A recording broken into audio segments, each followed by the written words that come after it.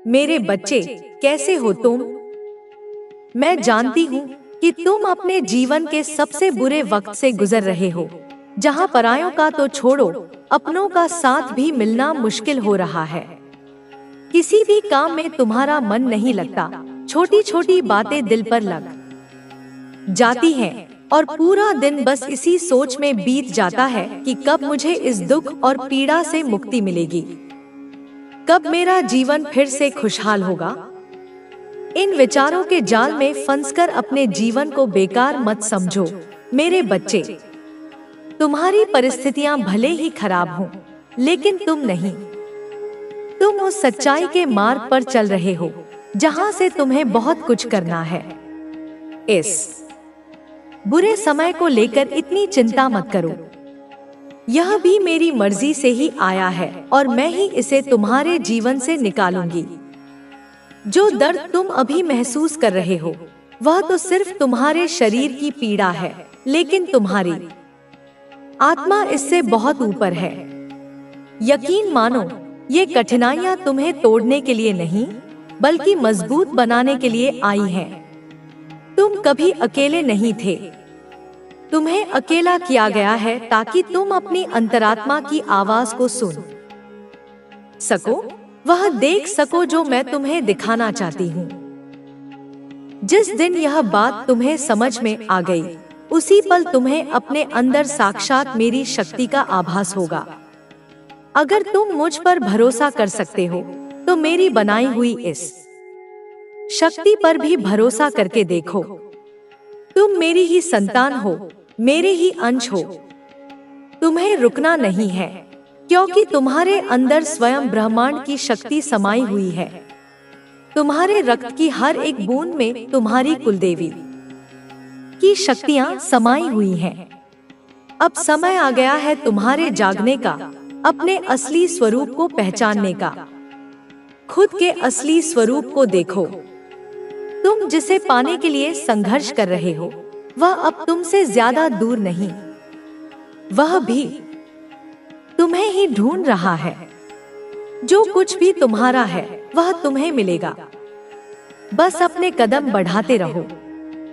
जिस समय का तुम इंतजार कर रहे थे, जिसे पाने के लिए तुम मुझसे इतने सालों से प्रार्थना कर रहे थे, अब उसे तुम्हारे पास आने से कोई नहीं रोक सकता। मैं तुम्हारे साथ हूँ। बस तुम आगे बढ़ो और दिखा दो उन लोगों को कि तुम उनकी सोच से भी बढ़कर हो। तुम वह सब कर सकते हो जो वे सोच भी नहीं सकते। आज तुम्हें ऐसा लग रहा है कि सब खत्म हो गया है। रोज की इस भागदौड़ के बाद तुम्हारे मन में यही सवाल आता है कि माता, अब और कितने कष्ट दोगी? अब तो मुझे सुख के वो पल दे दो, कभी तो मुझे इस जीवन को जीने का मौका दो। हाँ मेरे बच्चे, अब वह समय आ गया है जब तुम्हारी माता तुम्हें वह सब देंगी जो तुमने मुझसे मांगा था। मुझे पता है कि मैंने देर कर दी, लेकिन यह वादा है कि जितना समय मैंने लिया, उसका दुगुना फल तुम्हें मिलेगा। अब तुम्हें और किसी को सहन नहीं करना है। अब तुम्हें किसी के ताने नहीं सुनने पड़ेंगे। इस बुरे वक्त में तुमने वह सहा है जो किसी ने सोचा भी नहीं होगा। कभी कभी तुम्हें लगता था कि अब और सहन नहीं होगा। कभी कभी दिल करता था कि भाग जाऊं कहीं दूर, जहां तुमसे कोई सवाल न करे, जहां सुकून से जिया जा सके। लेकिन सच्चाई यह है कि तुम्हें भागने से भी वह सुकून नहीं मिलेगा जो तुम्हारी आत्मा चाहती है। सुकून डरकर भागने में नहीं, बल्कि मुसीबतों का सामना करने में है। सुकून तब मिलेगा जब तुम गिरकर उठोगे। सुकून तब मिलेगा जब उन बुरे लोगों को उनके कर्मों की सजा मिलेगी।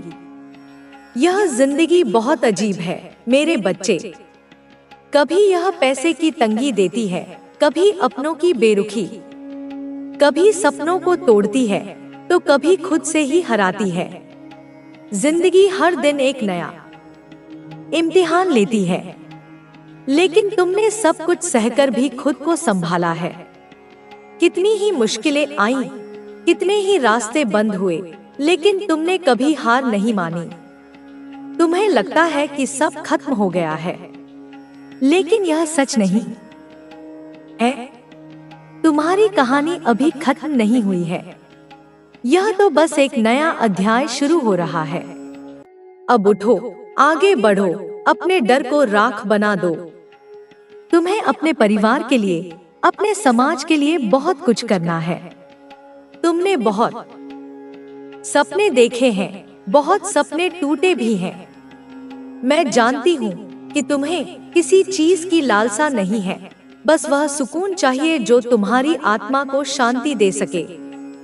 जिन झूठे रिश्तों ने तुम्हें घुट घुट कर जीने पर मजबूर किया, उन झूठे रिश्तों से छुटकारा पाना तुम्हारी आत्मा चाहती है। तुमने सब कुछ सहा, लेकिन तुम्हें कभी किसी ने नहीं समझा। सिवाय तुम्हारी इस माँ के, तुम्हें कोई समझेगा भी नहीं, क्योंकि हर कोई तुम्हारे जैसा नहीं हो सकता। इस दुनिया में कोई किसी का नहीं होता, यह बात तुम भी जानते हो। समय आने पर अपने भी पराये बन जाते हैं, लेकिन फिर भी सब कुछ जानते हुए थे कि हमें पता है, जैसे तांत्रिक ने पैसे हड़प लिए वैसे ही आप भी हमसे पैसे हड़पना चाहते हो। लेकिन हम भी क्या करें, हम उस इंसान की बर्बादी चाहते हैं।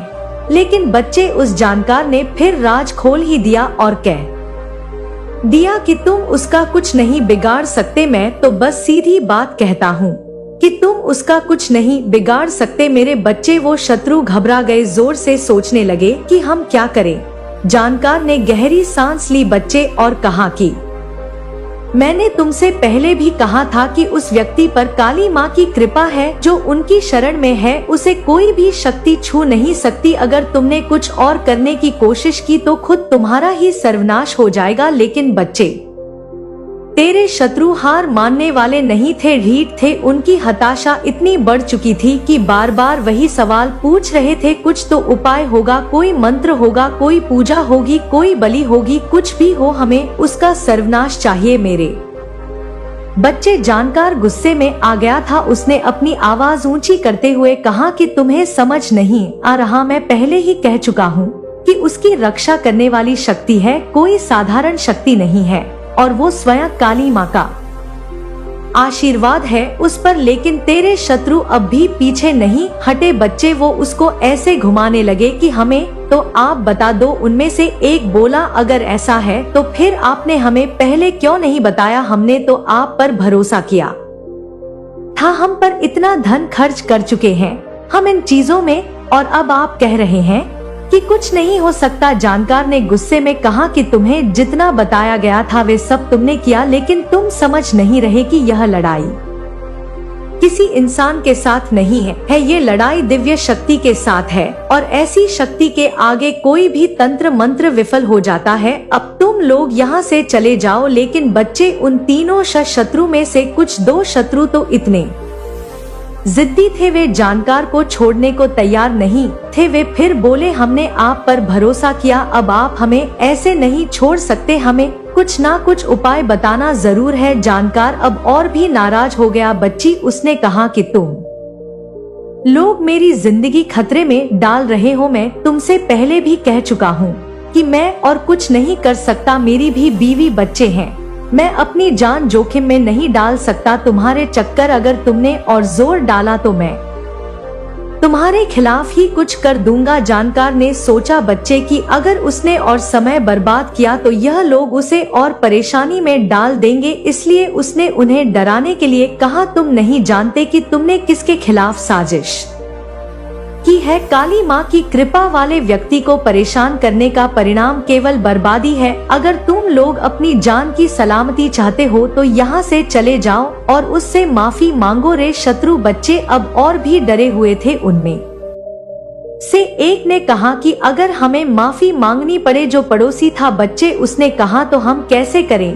क्या वह हमें माफ कर देगा? जानकार ने झूठी गंभीरता से कहा, बच्चे, कि यह सब काली माँ की इच्छा पर निर्भर करता है। अगर तुम दिल से पछताओगे तो शायद वह व्यक्ति तुम्हें माफ कर दे, लेकिन अगर तुमने कोई और चाल चली तो इसका अंजाम बहुत बुरा होगा। मेरे बच्चे, तू ही बता मुझे कमेंट में क्या तू ऐसे शत्रुओं को माफ करेगा? अगर तू कह देगा कि हाँ माँ माफ कर दो तो मैं उन्हें माफ कर दूंगी, और तू कहेगा कि माँ इन्हें तो दंड मिलना ही चाहिए, तभी यह मानेंगे। तो बच्चे मैं उन्हें दंड दूंगी, उनके कर्मों का उन्हें एहसास कराऊंगा करने लगे हैं।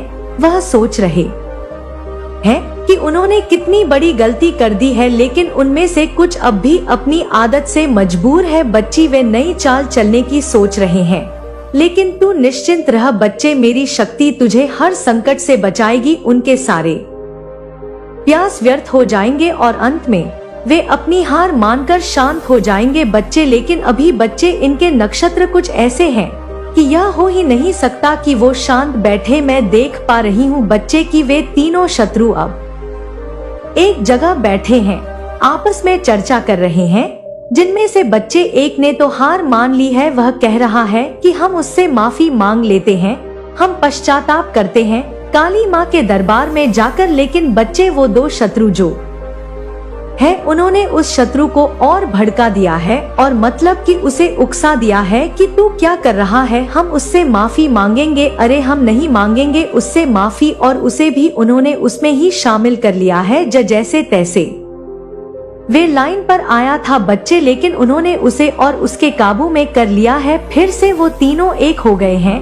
उनकी आवाजों में थकावट और हताशा साफ झलक रही है। बच्चे मेरे बच्चे, पता है तुझे आपस में वे क्या बात कर रहे हैं? वे आपस में तीनों बात कर रहे हैं कि तांत्रिक ने तो हमें पूरी तरह से धोखा दे दिया, उसने हमसे पैसे ले लिए लेकिन हमारा कोई काम नहीं किया, और ऊपर से जानकार भी ये कहकर पीछे हट गया कि उस पर काली माँ की कृपा है, अब हम क्या करें? दूसरा शत्रु गुस्से में कहता है बच्चे तुम लोग मुझे बेवकूफ बना रहे हो, मुझे लग रहा था कि यह सब कुछ फालतू है, लेकिन फिर भी मैंने तुम्हारे कहने पर सब किया। अब तांत्रिक और जानकार दोनों ही बेकार साबित हो गए, क्या अब हम हार मान ले? तीसरा शत्रु बच्चे तभी कहता है, जो थोड़ा चालाक है बच्चे, वो कहता है कि सोचते हुए कहता है कि नहीं, अभी भी हमारे पास एक मौका है। मुझे याद है मेरे मामा जो अघोर विद्या और तंत्र मंत्र के विशेषज्ञ हैं, वे कहते थे कि हर समस्या का समाधान होता है। अगर कोई बड़ा तांत्रिक या जानकार कुछ नहीं कर सकता तो अघोर विद्या ही आखिरी उपाय है। हमें उनके पास जाना चाहिए, वे हमारी मदद कर सकते हैं। मेरे बच्चे, उन तीनों ने साजिश की है ये कि हम मामा के पास जाएंगे। उन तीनों शत्रुओं में से किसी के मामा है जो ऐसा काम करते हैं बच्ची, लेकिन तू जो सोच रहा है ना कि वो वही शत्रु हो सकता है। वह इंसान वो शत्रु नहीं है, वह तुझसे दूर है, तेरी सोच से परे है।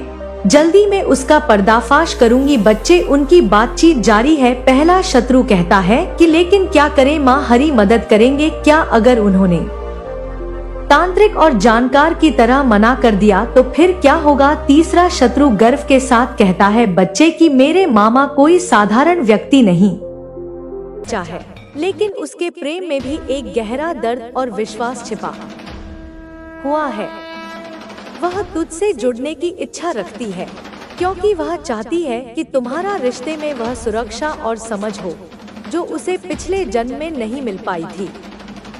उसका स्नेह तुझसे किसी स्वार्थ से नहीं, बल्कि सिर्फ एक भाई बहन के रिश्ते से निकल कर आता है। उसने तुझसे जुड़ने की यह राह इस जन्म में भी अपनाई है ताकि वह अपने खोए हुए रिश्ते को पुनः स्थापित कर सके। तू इस महिला से जुड़ सकता है, लेकिन इसके लिए तुझे यह समझने की आवश्यकता है कि वह तुझसे जुड़ने के पीछे की भावना क्या है।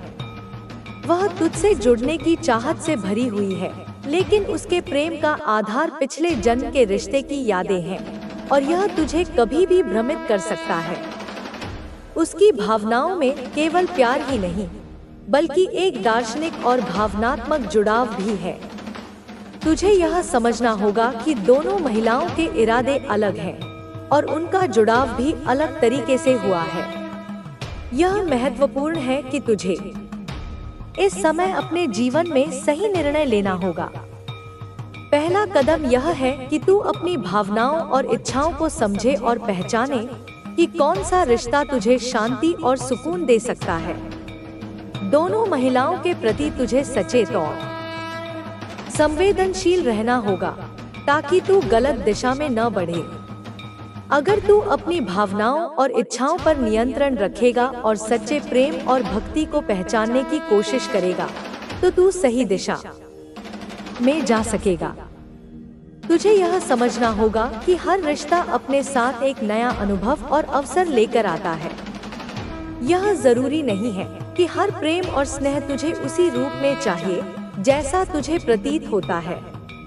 इन दोनों महिलाओं के इरादों को समझने के बाद अब तुझे यह जानने की जरूरत है कि तेरे जीवन में जो कुछ भी घटित हो रहा है वह केवल इस जन्म का परिणाम नहीं है।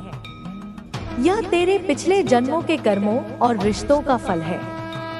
जो महिलाएं तुझे आज अपने जीवन का हिस्सा बनाना चाहती हैं, उनके साथ तेरा कोई पुराना नाता है जो इस जन्म में प्रकट हुआ है।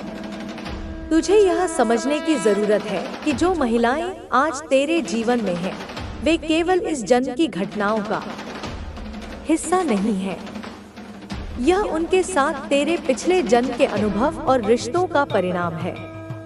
यह महिलाएं तेरे जीवन में एक उद्देश्य और कारण से आई हैं। उनके इरादे और कार्य भी तुझे यही समझाने के लिए हैं कि तेरे कर्मों के अनुसार ही तेरे जीवन में रिश्ते और घटनाएं घटित होती हैं। तुझे यह समझने की आवश्यकता है कि तेरे और इन दोनों महिलाओं के बीच कोई न कोई गहरा कनेक्शन है जो इस जन्म के अलावा पिछले जन्म से भी जुड़ा हुआ है। अगर तू अपने जीवन में इन रिश्तों और घटनाओं के कारण को समझता है तो तू सही मार्ग पर चलने में सक्षम हो पाएगा। अब जब तुझे यह स्पष्ट हो चुका है कि तेरे जीवन में हो रही घटनाओं के पीछे एक गहरा कारण है, तो तुझे यह समझना होगा कि किस दिशा में आगे बढ़ना उचित होगा। तू अपने जीवन में किसी को भी नकार नहीं सकता, लेकिन तुझे यह सुनिश्चित करना होगा कि जिन लोगों के साथ तू जुड़ता है, उनके इरादे और दृष्टिकोण तुम्हारे जीवन के उद्देश्य के अनुरूप हो। इस प्रकार इस भाग में मैंने तुझे यह बताया कि दोनों महिलाएं तेरे जीवन में क्यों आई हैं और उनके इरादे और उद्देश्य क्या है। इन दोनों महिलाओं के इरादे और दृष्टिकोण को समझने के बाद तुझे यह निर्णय लेना होगा कि किसके साथ तुझे आगे बढ़ना चाहिए। इस जीवन में जो भी घटनाएं घटित होती हैं, उनका कोई ना कोई गहरा कारण जरूर होता है।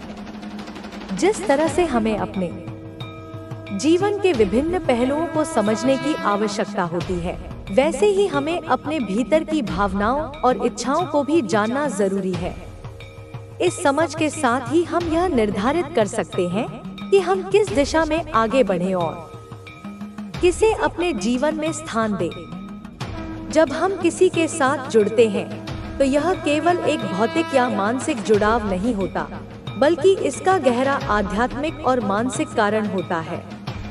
यह भी सत्य है कि हमें जिन रिश्तों और घटनाओं से गुजरना पड़ता है, वे हमारे पिछले जन्मों के कर्मों का परिणाम होते हैं। अगर हम यह समझने की कोशिश करें तो हमें जीवन की वास्तविकता को समझने में मदद मिलती है और हम अपनी आत्मा के उद्देश्य को पहचानने में सक्षम होते हैं। कई बार हम किसी व्यक्ति या परिस्थिति से जुड़ते हैं और सोचते हैं कि यह सिर्फ इस जन्म की घटना है, लेकिन अगर हम ध्यान से देखें तो हमें यह समझ में आता है कि यह किसी गहरे कनेक्शन का परिणाम हो सकता है। हमारे जीवन में आने वाले लोग और घटनाएं हमसे जुड़े हुए होते हैं, चाहे वह हमारे परिवार से हो, हमारे मित्रों से या हमारे रिश्तों से। इस जीवन में जो भी संबंध बनते हैं, वे सभी हमारे भीतर कुछ न कुछ सिखाने के लिए होते हैं। यह भी जरूरी है कि हम अपने संबंधों को सिर्फ भौतिक दृष्टिकोण से न देखें, बल्कि उन्हें एक गहरे आध्यात्मिक दृष्टिकोण से भी समझें। जब हम यह समझने लगते हैं कि हमारे जीवन में हर व्यक्ति और घटना के साथ एक गहरा संबंध है, तो हम अपने जीवन को बेहतर तरीके से जी सकते हैं और अपने उद्देश्य को पहचान सकते हैं। जैसा कि पहले उल्लेख किया गया था, जीवन में दो महिलाएं हैं, जिनके इरादे अलग अलग हैं। एक महिला अपने स्वार्थ के कारण तुझसे जुड़ना चाहती है, जबकि दूसरी महिला तुझसे सच्चे प्रेम और भक्ति के साथ जुड़ने की कोशिश कर रही है। इन दोनों महिलाओं के इरादे और उद्देश्य के बीच एक बड़ा फर्क है। पहली महिला का इरादा पूरी तरह से स्वार्थपूर्ण है। वह तुझे मैं माँ काली, तुम्हारी आदि शक्ति, तुम्हारी सुरक्षा और शक्ति, तुम्हारे भीतर की अग्नि, तुमसे सीधे बोल रही हूँ। मन लगाकर सुनो, हृदय खोलकर सुनो, क्योंकि यह संदेश केवल शब्द नहीं, यह शक्तिपात है। यह तुम्हारे लिए जीवन बदलने वाला है। यह संदेश तुम्हारे दिल की गहराइयों तक पहुंचेगा, तुम्हारी सोई हुई चेतना को झकझोरेगा। हर शब्द तुम्हारे मन में, तुम्हारी कोशिकाओं में, तुम्हारे डीएनए में घर करेगा। समझो मेरी बात, समझो मेरी ममता जो तुम्हें स्नेह से सहलाती है, और समझो मेरी शक्ति जो तुम्हारे शत्रुओं का संहार करती है। तुम इस समय जीवन के एक ऐसे मोड़ पर, एक ऐसे चौराहे पर खड़े हो जहां तुम्हें कुछ समय पहले तक लगता था कि सब कुछ तुम्हारे नियंत्रण से बाहर हो चुका है। ऐसा लगता था जैसे तुम्हारी दुनिया में एक स्थायी अंधकार छा गया था, जैसे आकाश के सारे सितारे एक एक करके टूट गए थे और तुम उस घने ठंडे अंधेरे में खुद को बिल्कुल अकेला और असहाय महसूस कर रहे थे। तुम्हारी प्रार्थनाएं अनसुनी लगती थी, तुम्हारे प्रयास निष्फल लगते थे। परंतु मैं तुम्हें बताना चाहती हूँ कि बच्चे, वह समय, वह युग, वह काली रात अब बीत चुकी है। धीरे धीरे, बहुत धीरे धीरे तुम्हारे भीतर एक नई रोशनी, एक नई चेतना जागने लगी है। एक सुनहरी आभा, एक दिव्य प्रकाश तुम्हारे हृदय केंद्र से फैलने लगा है, जो तुम्हारे पूरे अस्तित्व को, तुम्हारी हर कोशिका को, तुम्हारे ऊर्जा शरीर को चमका रहा है। और यह रोशनी किसी और की नहीं, यह तुम्हारी अपनी दिव्य शक्ति की है, तुम्हारे आत्मा के सनातन प्रकाश की है। तुम्हारी ऊर्जा, मेरी संतान, अब एक गहरे रूपांतरण से गुजर रही है। तुम्हारा मन, और उससे भी गहरा, तुम्हारा सबकॉन्शियस मन, अवचेतन मन, वह गढ़ स्थान जहां तुम्हारे गहरे विश्वास, तुम्हारे बचपन के संस्कार, तुम्हारे भाव और तुम्हारी आस्था छुपी होती है, वह अब मेरी दिव्य प्रेरणा से, मेरी शक्ति के स्पर्श से जागृत हो रहा है। मैं तुम्हारे पुराने नकारात्मक पैटर्न्स को, तुम्हारी सीमित करने वाली धारणाओं को मिटा रही हूँ। मैं उस भूमि को साफ कर रही हूँ ताकि वहाँ नए, शक्तिशाली और सकारात्मक बीज बोए जा सके। तुम्हें संकेत मिल रहे हैं, सपनों में, ध्यान में, जागृत अवस्था में। तुम धीरे धीरे यह समझने लग रहे हो कि जो कुछ भी तुम्हारे साथ हुआ, हर धोखा, हर अपमान, हर असफलता, वह तुम्हारे भले के लिए था। वह तुम्हें तोड़ने के लिए नहीं, तुम्हें गढ़ने के लिए था। वह तुम्हारे विकास के लिए था, तुम्हारी आत्मा की उन्नति के लिए था। हर चोट ने तुम्हें मजबूत बनाया, हर धोखे ने तुम्हें बुद्धिमान बनाया, हर अस्वीकृति ने तुम्हें आत्मनिर्भर बनाया। पहले जब तुम्हें लगता था कि सब कुछ असहज है, सब कुछ गलत दिशा में जा रहा है, तब तुम भ्रम में थे। तब तुम्हारा मन अव्यवस्थित था, तुम्हारी ऊर्जा बिखरी हुई थी। परंतु अब तुम्हारे जीवन के आसपास, तुम्हारे ऊर्जा क्षेत्र में एक सुनहरा प्रकाश मंडरा रहा है। तुम्हारे चारों ओर एक शक्तिशाली गोल्डन ओरा, एक स्वर्णिम आभा का निर्माण हो चुका है, जो तुम्हारी ऊर्जा को अब किसी भी बाहरी हमले से संरक्षण दे रहा है, जो तुम्हारे हर कदम को दिव्य आशीर्वाद से भर रहा है। वह प्रकाश सूर्य की ऊर्जा की तरह है, जो तुम्हें गर्माहट और शक्ति देता है, जो तुम्हें यह अटूट विश्वास देता है कि तुम सक्षम हो, तुम मजबूत हो, तुम मेरी संतान हो, तुम विजेता हो। मेरे बच्चे, तुम्हारे स्पिरिट गाइड्स, तुम्हारे दिव्य संरक्षक, जो सदैव तुम्हारे साथ होते हैं, वे अब पहले से कहीं ज्यादा सक्रिय हैं। वे तुम्हारे लिए सर्वोत्तम की योजना बना रहे हैं। वे तुम्हारे मार्गदर्शन में अथक रूप से लगे हुए हैं। वे तुम्हें हर संकट से, हर दुर्घटना से, हर बुरी नजर से बचा रहे हैं। तुम्हारे कदमों को सही दिशा दे रहे हैं। तुम्हारे जीवन में जो भी घटनाएं अब घट रही हैं, वे सब तुम्हारे सर्वोच्च लाभ के लिए हैं। वे तुम्हारी आत्मा को और भी प्रबल बनाने के लिए हैं। तुम्हारा इंट्यूशन, तुम्हारी अंतर्दृष्टि, तुम्हारी छठी इंद्री, वह अब किसी धारदार तलवार की तरह तेज हो रही है। वह तुम्हें वह रास्ता दिखा रही है, वह सच्चाई दिखा रही है जो पहले घने कोहरे में छिपी हुई थी। अब तुम्हें सब कुछ स्पष्ट दिखाई देने लगा है। जो तुम्हारे लिए भ्रम था, वह अब सच्चाई बन रहा है। तुम्हें अब शीशे की तरह साफ समझ में आ रहा है कि कौन तुम्हारा सच्चा मित्र है और कौन मित्र के वेश में शत्रु। कौन तुम्हारे साथ खड़ा है और कौन तुम्हारी पीठ में छुरा घोंप रहा है। तुम्हारे सामने लोग अब अपने मुखौटे उतार रहे हैं। उनके असली चेहरे, उनकी असली मंशाएं अब तुम्हें दिखने लगी हैं। वे अब तुमसे छिप नहीं सकते, क्योंकि तुम्हारे अंदर एक दिव्य शक्ति, एक दिव्य स्कैनर जागृत हो रहा है, जो उनकी आत्मा और मन को पढ़ सकता है, जो उनके मीठे शब्दों के पीछे छिपे कड़वे इरादों को जान सकता है। तुम एक परीक्षक बन गए हो। तुम्हारे मन की आंखें, तुम्हारा तीसरा नेत्र अब गहरा और सटीक हो गया है। तुम किसी की नियत को पढ़ सकते हो, किसी का छिपा हुआ सच देख सकते हो। यह तुम्हारी अनमोल शक्ति है। यह मेरा वरदान है जिसे मैं तुम्हें सौंपती हूँ, ताकि तुम अपने जीवन में सही फैसले ले सको, सही लोगों को चुन सको और सही दिशा में चल सको। यह शक्ति तुम्हें संबल देगी, यह तुम्हें बचाएगी, क्योंकि अब तुम्हारा आभा मंडल, तुम्हारे सभी ऊर्जा चक्र अत्यंत मजबूत और संरक्षित है। तुम्हारा आत्मविश्वास अब आसमान छू रहा है। तुम्हारी ऊर्जा से लोग तुम्हारी ओर आकर्षित होंगे, लेकिन केवल वे ही लोग जो सच्चे और सकारात्मक हैं।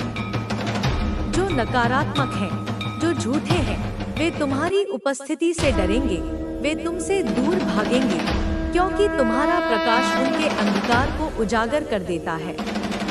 तुम उस दिव्य शक्ति के वाहक हो जो सत्य और न्याय के लिए लड़ती है। मेरे बच्चे, यह नई ऊर्जा तुम्हारे जीवन में एक नया जन्म है, एक पुनर्जन्म। तुम अंधकार की राख से एक फीनिक्स पक्षी की तरह बाहर आ रहे हो, प्रकाश की ओर। तुम फिर से खिल रहे हो, तुम फिर से जन्म ले रहे हो। अब तुम्हें हर पल मेरी सुरक्षा का, मेरे प्रेम का आभास होगा। मेरे स्पिरिट गाइड्स तुम्हारे चारों ओर एक अभेद्य किला बनाकर पहरा दे रहे हैं। वे तुम्हें कभी अकेला नहीं छोड़ेंगे। वे तुम्हें हर ज्ञात और अज्ञात खतरे से बचाएंगे। उनकी रक्षा तुम्हें सर्वोच्च सुरक्षा प्रदान करेगी।